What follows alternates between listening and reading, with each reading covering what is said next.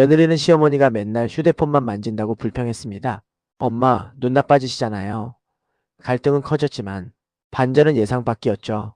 안녕하세요, 여러분. 오늘도 훈훈한 가족 이야기를 가져왔습니다.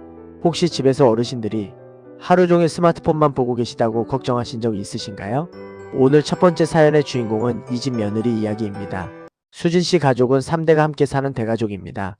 초등학교 2학년인 아들과 5살 딸, 그리고 올해 72살 되신 시어머니가 함께 살고 계시죠. 코로나 이후로 시어머니께서 스마트폰을 처음 사용하기 시작하셨는데 처음엔 이런 기계는 너무 어려워라고 하시더니 어느 순간부터 하루 종일 스마트폰만 들여다보고 계신 거예요. 아침에 눈을 뜨자마자 스마트폰, 식사할 때도 스마트폰, 심지어 손자 손녀들과 놀아달라고 해도 잠깐만이라고 하시며 스마트폰에만 집중하시는 모습을 보며 수진 씨는 점점 걱정이 커졌습니다. 어느 날 저녁, 온 가족이 둘러앉아 저녁을 먹고 있는데도 시어머니는 여전히 스마트폰 화면만 쳐다보고 계셨어요. 어머니, 하루 종일 휴대폰만 보시고 뭐 하세요? 드라마 보시나 봐요. 너는 몰라도 된다. 요즘 애들도 스마트폰 중독이 문제라고 하는데. 애들 앞에서 그러시면 어떻게 해요? 이때 초등학생 아들이 끼어들었어요. 할머니, 나도 궁금해요. 뭐 보고 계세요? 넌 숙제나 해. 수진 씨는 이때 정말 화가 났습니다. 시어머니 눈 건강도 걱정되고 무엇보다 가족과의 대화 시간이 줄어드는 게 가장 속상했거든요. 어머님, 진짜 너무하세요. 아이들이랑 얘기할 때도 휴대폰만 보시고 제가 말씀드려도 대답도 안 하시고. 이게 뭐예요? 내가 뭘 하든 내 자유 아니냐. 너한테 피해 주는 것도 아니고. 이날 이후로 며느리와 시어머니 사이에는 묘한 냉기가 흘렀어요. 시어머니는 더욱 방문을 닫고 혼자 스마트폰에만 몰두하셨고 수진 씨는 남편에게도 엄마 좀 말려달라고 하소연했지만 별다른 해결책이 나오지 않았습니다. 그러던 어느 토요일 오후였어요. 수진 씨가 시어머니 방에 차 한 잔 갖다 드리려고 문을 살짝 열었는데 시어머니가 또 스마트폰을 보고 계셨어요. 그런데 이상한 건 평소와 달리 화면을 가리지 않으셨다는 거예요. 수진 씨가 조심스럽게 다가가서 본 화면에는 놀랍게도 손자 손녀들 사진으로 만든 그림일기 영상이 편집되고 있었습니다. 화면에는 우리 예쁜 손주들의 하루 제목으로 아이들이 밥 먹는 모습, 숙제하는 모습, 웃고 있는 모습들이 귀여운 BGM과 함께 정성스럽게 편집되어 있었어요. 그뿐만 아니라 각 장면마다 할머니가 직접 쓰신 것 같은 따뜻한 멘트들이 적혀 있었습니다. 오늘 우리 손주가 처음으로 구구단을 외웠어요. 이렇게 맛있게 먹는 모습을 보니 할머니가 더 행복해요. 더 놀라운 건 시어머니 휴대폰 갤러리에는 수십 개 이런 영상들이 저장되어 있었다는 거예요. 어? 들어왔구나. 이거 내가 유튜브에서 독학으로 배워서 만드는 거야.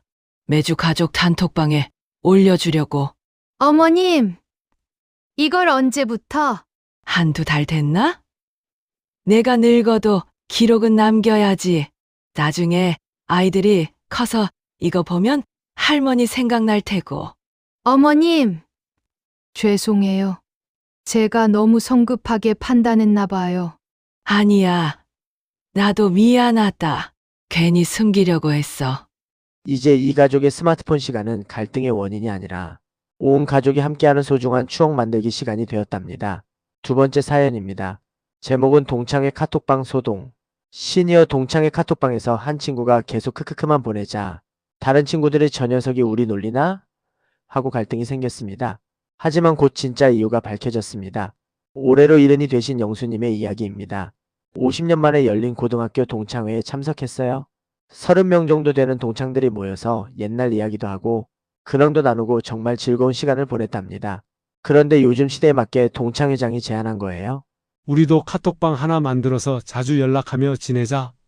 처음엔 스마트폰을 잘 모르시는 분들이 많아서 그런 건 어렵다고 하셨는데 젊은 자녀들의 도움을 받아 하나둘씩 카톡방에 들어오기 시작했어요. 방 이름은 73학번 영원한 친구들이었죠. 처음 며칠은 정말 활발했어요. 안녕, 오랜만이네. 사진 올려주라. 이런 메시지들이 오가면서 50년 만에 다시 만난 친구들의 우정이 되살아나는 것 같았거든요. 그런데 문제는 한 친구가 진지한 이야기든 재미있는 사진이든 슬픈 소식이든지 간에 키읔, 키읔, 키읔만 써서 올리는 거예요. 요즘 아이들 말론 크크크라고 하던가요? 처음엔 표현이 서툰가 보다 했는데 몇 주째 저런 반응을 보니 친구들이 불평을 토로하기 시작했어요. 급기야 어떤 친구가 직접 문제를 제기했어요. 야, 철수야. 너 요즘 우리 놀리는 거냐? 무슨 말을 해도 크크크만 보내고. 맞아. 진지한 얘기할 때도 웃음 표시만 하니까 기분이 좀 그렇다야. 혹시 우리가 뭘 잘못했나? 왜 그런 식으로 반응하는 거야? 철수 씨는 이런 메시지들을 보고도 여전히 키읔키읔키읔만 보냈어요. 이제 정말 다른 친구들이 화가 나기 시작했죠. 이거 진짜 무시하는 거 아니야? 나는 정말 서운하다. 이런 식이면 나 방 나간다. 분위기가 점점 험악해지면서 카톡방 분위기가 얼어붙었어요. 활발하던 대화도 뜸해지고 일부 친구들은 정말로 방을 나가려고 하는 상황까지 왔습니다. 이때 동창회장이었던 사연을 보내주신 영수 씨가 직접 전화를 걸었어요. 박영수 씨가 직접 철수 씨에게 전화를 걸었어요. 철수야, 너 요즘 왜 그러는 거야? 친구들이 다 서운해하고 있어. 아니, 내가 뭘 잘못했다는 거야? 영수 카톡방에서 내가 웃기만 하니깐. 아, 그거. 내가 채팅창 내릴 때마다 그 키읔만 눌리더라고. 엔터 치는 줄 알고 계속 눌렀는데 그게 전송이 되는 줄 몰랐어. 그럼 너는 지금까지 아무 의미 없이 보낸 거야? 그럼 나는 그냥 읽었어요. 표시로 눌렀는데 이게 메시지가 되는 줄 누가 알았겠어. 영수 씨는 이 사실을 바로 카톡방에 공유했어요.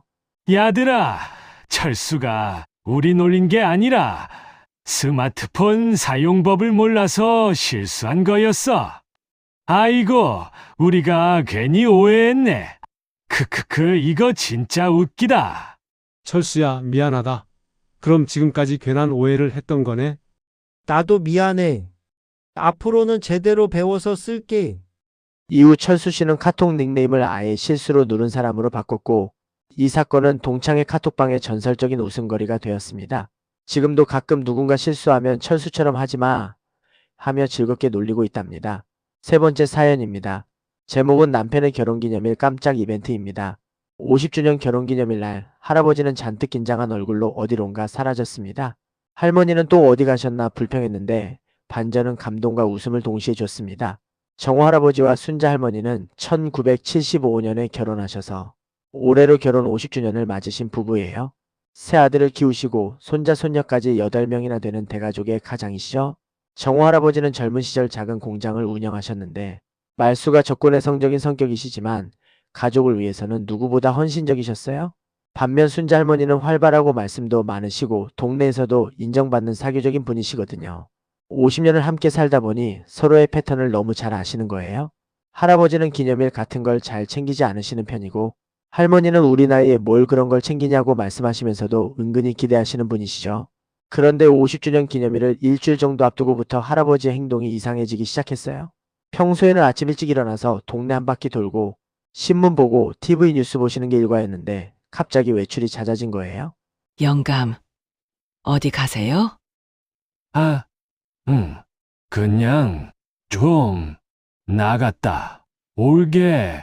할머니 뭐 하러요? 같이 가면 안 돼요. 아니야. 혼자 갔다 올게. 더 이상한 건 할아버지가 휴대폰을 자꾸 들여다보고 계신 거예요. 평소에는 전화 받는 것 외에는 거의 사용하지 않으시던 분이 갑자기 누군가와 자꾸 통화를 하시는 거죠. 둘째 며느리가 할머니에게 살짝 귀띔했어요. 어머님, 아버님이 요즘 뭔가 준비하시는 것 같아요. 며칠 전에도 큰아주버님이랑 뭔가 상의하시더라고요. 뭘 준비까지 한다고? 우리 나이에 모른 척 하라는 거지? 드디어 결혼 50주년 기념일이 되었어요. 할머니는 은근히 기대하고 계셨어요. 평소에는 무뚝뚝하시지만 이번엔 뭔가 준비하신 것 같으니까요. 그런데 아침부터 할아버지가 또 어디론가 나가시는 거예요. 영감, 오늘 우리 기념일인데 어디 가시려고요? 잠깐만 나갔다 올게. 점심때까지는 돌아올게. 할머니, 이 양반 기념일에 또 친구들 만나러 간 거 아니야? 할머니는 정말 서운하셨어요. 50년 전 결혼할 때도 화려한 건 없었지만 적어도 이날만큼은 함께 있어줄 줄 알았거든요. 큰 며느리가 위로했어요. 어머니, 아버님이 분명히 뭔가 준비하고 계실 거예요. 뭘 준비해? 늘 그렇지 뭐. 기대한 내가 바보지. 시간은 흘러서 오후 2시가 되었는데도 할아버지는 소식이 없었어요. 할머니는 팔짱을 끼고 거실에 앉아 완전히 삐진 얼굴이었죠. 그때 멀리서 트럭 소리가 들렸어요. 할머니는 누가 이사라도 오나 하며 창문 쪽을 바라봤는데 집 앞에 작은 트럭이 멈춰섰는데 운전석에서 내린 사람이 바로 할아버지였어요. 그런데 트럭 뒤쪽을 보고 할머니는 깜짝 놀랐습니다. 트럭에는 커다란 현수막이 달려 있었거든요. 임자 50년 동안 고생 많았다. 앞으로도 내가 집밥 먹을게. 크기만 한 3m는 되어 보이는 현수막이 트럭에 펄럭이며 달려 있었어요. 게다가 트럭 뒤에는 온 동네 사람들이 모여서 박수를 치고 있었습니다. 할아버지는 트럭에서 내리시더니 할머니에게 다가와서는 순자야, 50년 동안 정말 고생 많았어. 나는 말로 표현하는 게 서툴러서 이렇게라도 하고 싶었어. 할머니는 그 순간 눈물이 왈칵 쏟아졌어요. 50년을 살아오면서 이런 식으로 사랑 표현을 받아본 건 처음이었거든요. 영감, 이게 뭐예요? 사람들이 다 보는데. 그런데 현수막 글귀를 다시 자세히 읽어보니 너무 웃겼어요. 앞으로도 내가 집밥 먹을게. 이 양반, 집밥은 내가 또 해야 하잖아. 이 말에 구경하던 동네 사람들이 모두 박장대소했어요. 할아버지도 뒤늦게 자신의 메시지를 다시 읽어보고는 어색하게 웃으셨죠.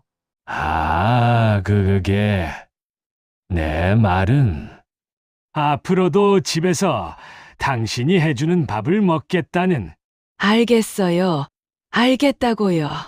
이후 할머니는 동네 사람들을 만날 때마다 우리 영감이 트럭까지 빌려서 현수막을 달았다며 자랑하셨고, 할아버지는 다음엔 좀 더 제대로 된 글귀를 쓸 거야 라며 벌써 다음 기념일을 계획하고 계신답니다. 오늘 소개해드린 3가지 사연 모두 처음엔 오해와 갈등으로 시작되었지만 결국 더 깊은 이해와 사랑으로 마무리되었습니다. 다음에도 더 많은 훈훈한 이야기로 찾아뵙겠습니다.